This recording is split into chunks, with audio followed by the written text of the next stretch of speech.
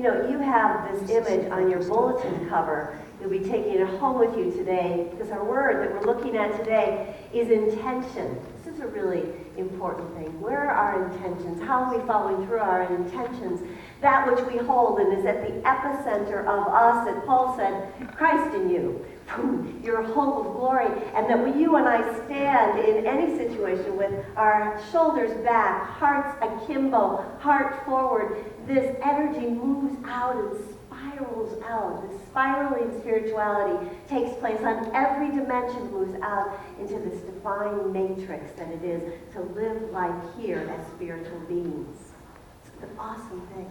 To capture, to know what your intention is critically important, essential to your life. Oscar Hammerstein said, a dream cannot come true unless you dream that dream. So where you place your attention, this is somebody's quote, I don't know who it is, where you place your attention, therein lies your intention. Right? And then you and I move it out. We hold the space for it. We know it to be true. And it moves out into our world. Have you done this in positive ways in your life? It's amazing, isn't it? Have you done it in negative ways? It's amazing, isn't it? Yeah. And so what we know is that in unity, our intention, your intention is your inner attention. What you are paying attention to in your life. And we know that each and every one of us has been given the divine power to use our intentions and to co-create them, to focus them. In the book of Genesis, which is the beginning of the Hebrew Bible, it's the beginning of our Bible, the beginning of the Old Testament, and that word Genesis literally means in the beginning of all creation. So there is in your life this day, this is the day the Lord has made, a new thing being created through you. It's not same old every day of our lives. Oh no. Every cell in your body is being replicated. You are being made new constantly. What will you hold today? What will you bring forward today? That space in Genesis is called, in the beginning space is called the void. It's where all the fertile elements are together. Would you clear your throats with me? So much better. Thank you. There is this void, this place, this pregnant place where you and I get to bring the Spirit of God in and through us, the chi, the prana, the shakti, energy, whatever you want to call it, the divine presence. And out from that, when we place our intentions in that void, there is a voice that speaks. In the book of Genesis, that voice has a very specific intention and a clear purpose. That voice says, does that voice say, let there be whatever? Because we know the result of that would be whatever. Now that voice is spoken, it's an action step. The voice is spoken, so there is in the beginning the void, then the word, and then the word is made flesh. There is the action because the result of speaking the intention, let there be light, is what? And there was light. And it's just as clear as that. It's like taking a photograph. And aren't we all professional photographers now? Yeah, we are. We have our iPhones, right? And what happens when you take a photograph? There's just 3 simple steps. First, you decide what fleeting image you want to make last in your life. It's it's a God moment. All things are possible. You could go this way with your camera, you could go that way, you can go straight up and down, you can go landscape, you can edit it, you can do all kinds of things. But what are you going to focus on? So you focus your camera on the second step. That's the second step. The first one is pick the image that you want to expand. What do you want to expand in your life? And then you focus. And you beam God energy. In fact, you can even tap the things you want more light on. Right? And you focus it in that experience to make it lasting so that there will be no part of it that will stay in shadow. There will be no part of it that will not have light shed on it. And then, boom, once you pinpoint what the image is, you do what? Take the photograph, right? I have a brother who's a golfer. Actually, he is, but I have lots of brothers who are golfers. But one of my brothers has been here to speak, and this is so not in my notes. But his wife, he and his wife are golfers, and Dan is a psychologist. He's a spiritual psychologist, and so when he addresses the ball,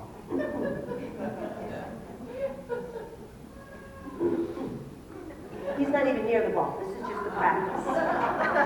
And he takes so many practice swings, right? And then he comes up to the ball. I mean, I've played with him. And we're talking about a drive. Yeah. And his wife, who is the pragmatist, will say to him, Dan, hit the daggum ball. It's like, just do what you say you're going to do. Do it with clarity, focus, ease, and grace. You don't need to make this big complicated.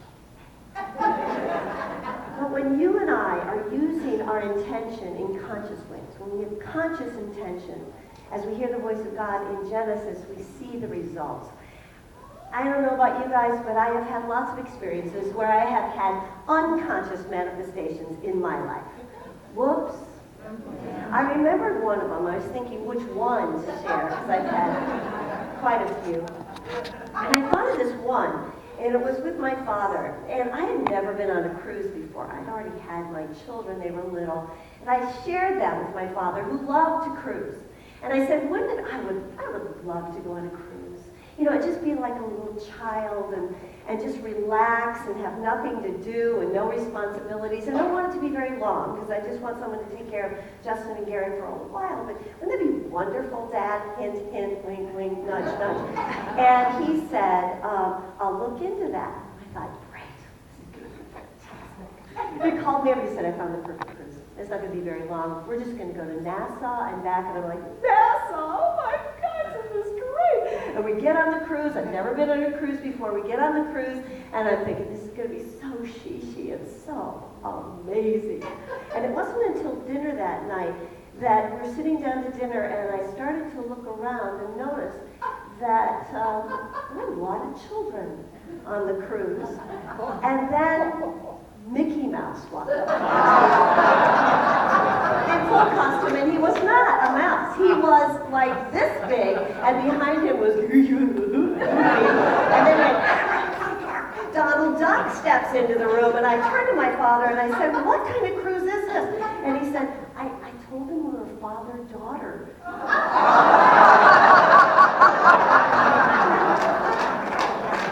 My first cruise was on the big red boat, the Disney cruise. Unconscious manifestation. So how do we know if something is in alignment with what our vision is, with what our intentions are? There are 3 steps. 3 steps that we can take. Oh, guys, can you guys read those from there? That's all right. I'm going to go over this. I was like, should I use a PowerPoint with words on it? I don't know. And I got encouragement to do so, so I have.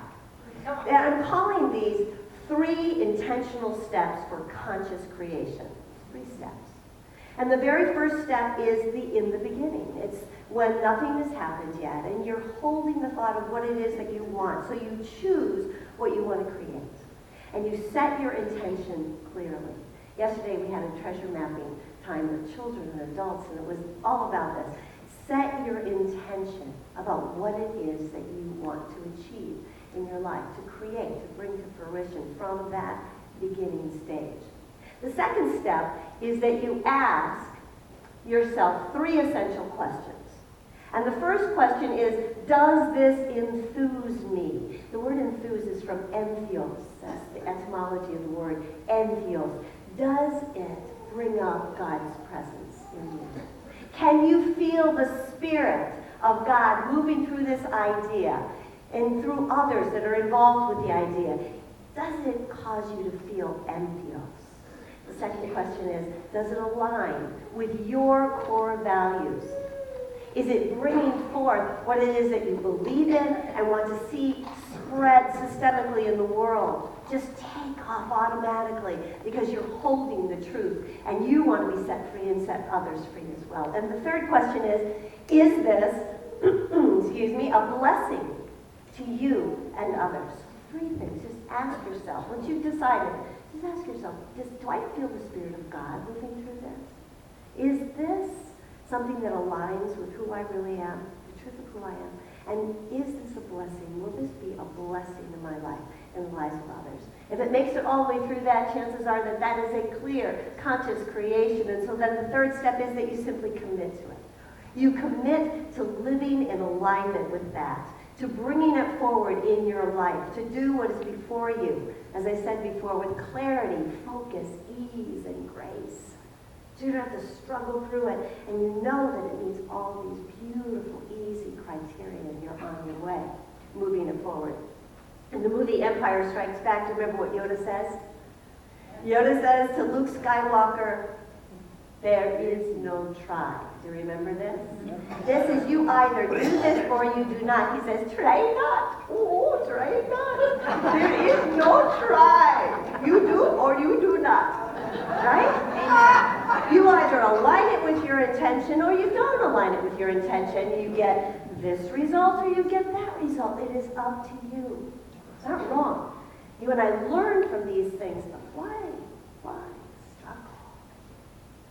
There's a guy in the Bible in Genesis that we all know about. His name is Noah. Noah goes through all his steps. He has this wild idea. He lives in the middle of the desert, by the way, and he has this idea come to him that he's going to build a huge ark, like cubits, I don't know how big it was, huge. And he's going to build this boat right there in the desert. And so he brings it to the questions, and he goes, wow, do I feel like, does this really enthuse me? Can I feel the Spirit of God in this? And he gets a check, yes. Does it align with my core values? Yes. Noah was a steward. He was someone who was a leader. He wanted to bring forth all mankind, and he wanted to bring forth all the animals that were on the earth plane, because he had a sense that there was going to be a flood. And then he asked, is it a blessing? And yes, it was. Check, check, check, check, check. So he committed to live in alignment with it. And what came to him was a flood, all right. It was a flood of opinion, because the neighbors came over and said, what? Not in my backyard. You're not going to build an ark in my backyard. And yet Noah continued. And you know what he did? When you look at the story in Genesis, he did something very, very important. He built one window. He built the first biblical skylight. He put a hole in the ceiling so that, and this is for you and for me, always create a way for yourself to look up.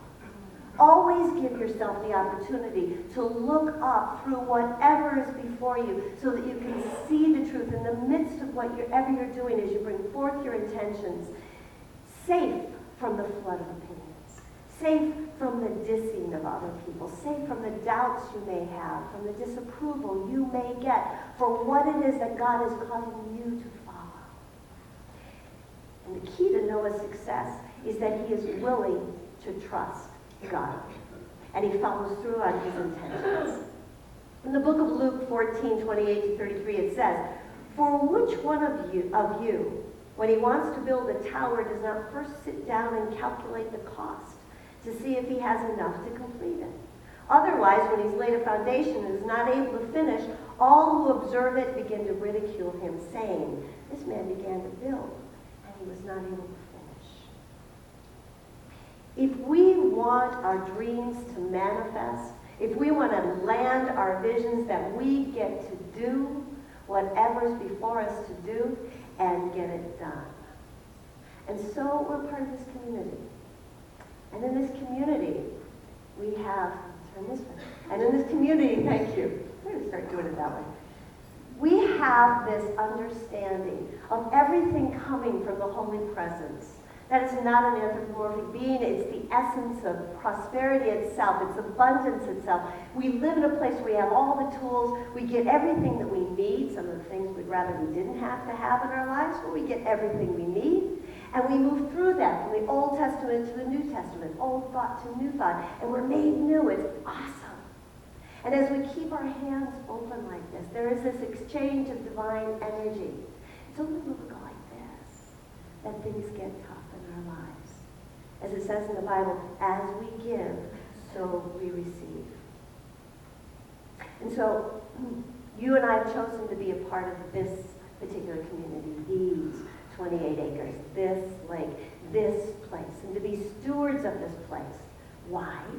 Because when we can go through our checklist, it's made a difference in our lives. It has lifted us up. We have learned how to be with each other. We are family, one with each other. An unconditionally loving family, and that's not easy. And that goes through ups and downs. And people have disagreements and different opinions. And we agree to disagree. And we learn how to live and love our neighbors here in this place. We've chosen to come home to unity.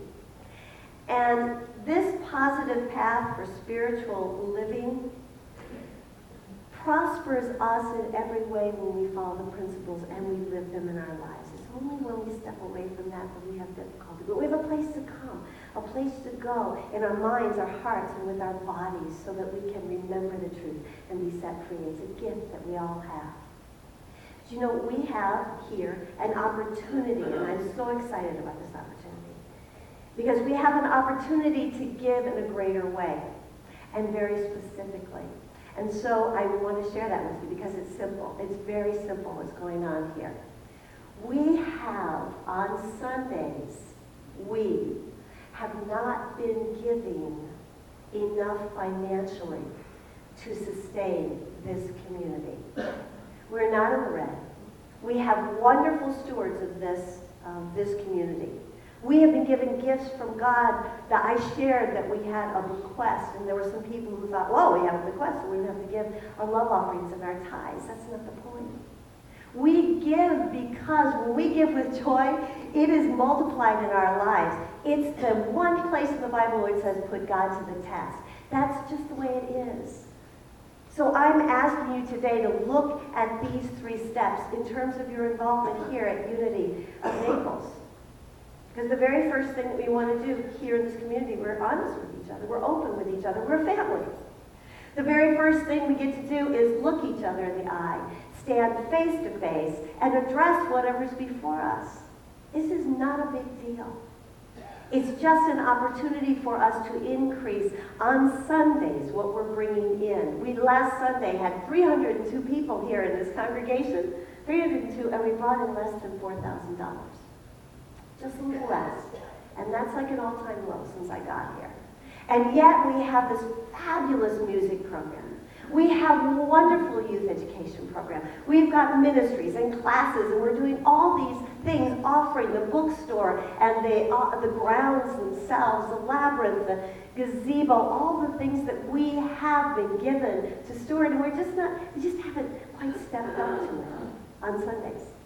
And yes, we receive other monies as well. We're wanting to be creative.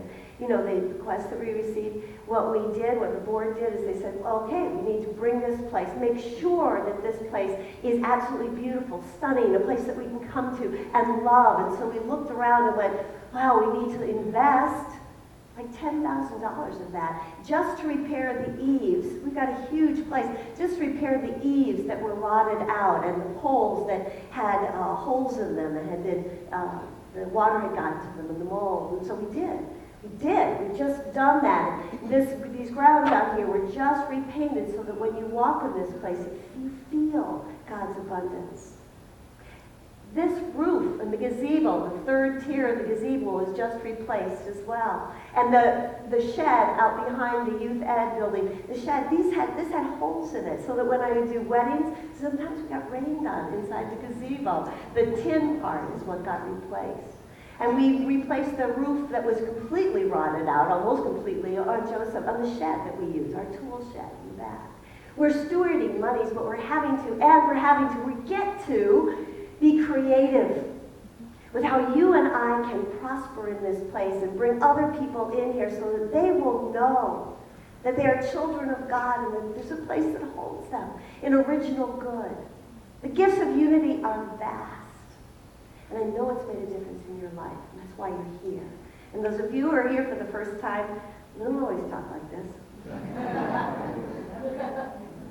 But if we can't say these things to each other, if we can't say, you know what, we have bills year-round, and they're pretty much the same because we got all these different buildings and all these air conditioners and la, la, la, la, la, let's just step it up.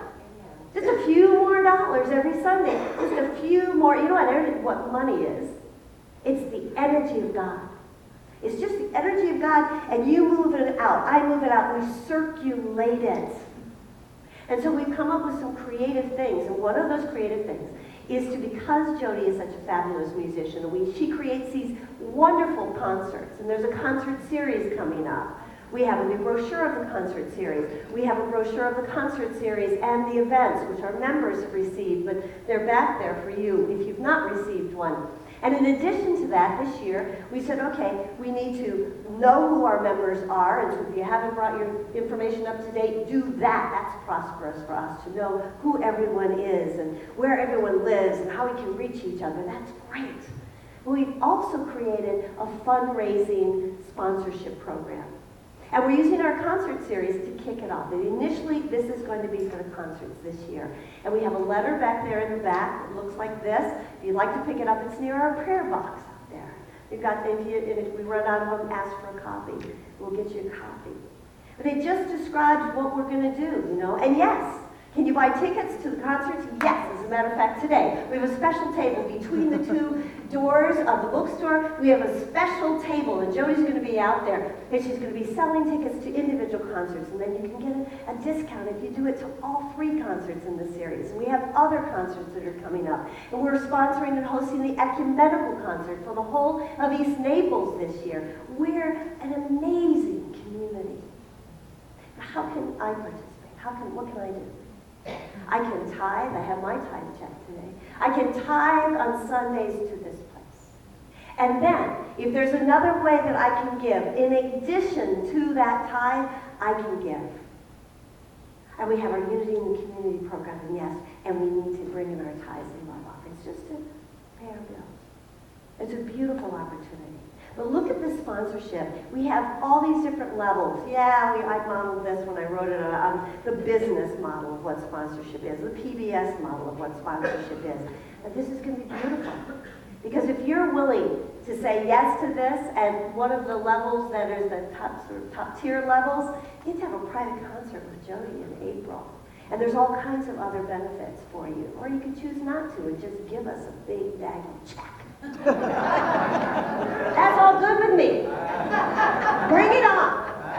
And we will steward in good conscience, with good intention. We will continue to steward this home that has been here since Jack Kern founded it almost 48 years ago. So when we look at this, when you look at these steps, you go, okay, what's taking place here? Are you willing to create something new and set a new intention for your level of giving so that your level of receiving opens up even more? That's what happens. I swear to God. I've lived it. I know these principles. It's true. It's how it happens. Are you willing to ask yourself 3 questions about unity? Does this place enthuse me? Do I feel entheos? Do I feel God's presence in this place and in myself? And when I walk off this campus, do I feel that I have the tools in place to get through not only today, but tomorrow and tomorrow and tomorrow? And I'm learning through unity practical principles how to not just deal with, but to thrive in my life. And do unity teachings, do they align with my core values? These are questions for you to answer. Do they align with? Are they instilling in you? Are they bringing up, inspiring in you to be an even more delightful child of God? And is this a blessing? Is unity a blessing in your life? Is it a blessing when you take these principles out into others' lives? Is it a blessing for the natural setting that we're in? By the way, the alligator that Brian took a picture of in the lake this last week. Yeah, it's only like 3 or 4 feet, but still. Just saying. Is unity a blessing in your life? And then I ask you to prayerfully consider increasing your Sunday tithe and love offering. To whatever extent you can, thank you, God. But you know what? This is our spiritual home. This is the place that most of you who were not raised in unity, I was raised in unity, I went in like this, with my mom, but most of you made a choice, a conscious choice. You set your intention to find a community where your heart resonated, that you could really support. that you could invest in and that you could grow in, and you could be challenged in, and you could learn to be your finest self. And so many of you have come to me and said, and so I had this sense that I came home. And I walked in the doors, I felt like I was home. This is our spiritual home. So if you will, please, prayerfully, consider what it is you give, what it is you're allowing yourself to receive, and bring it up a whole new notch as you set your intentions today to do whatever's before you to do with even more clarity, focus, ease, and grace. God bless you.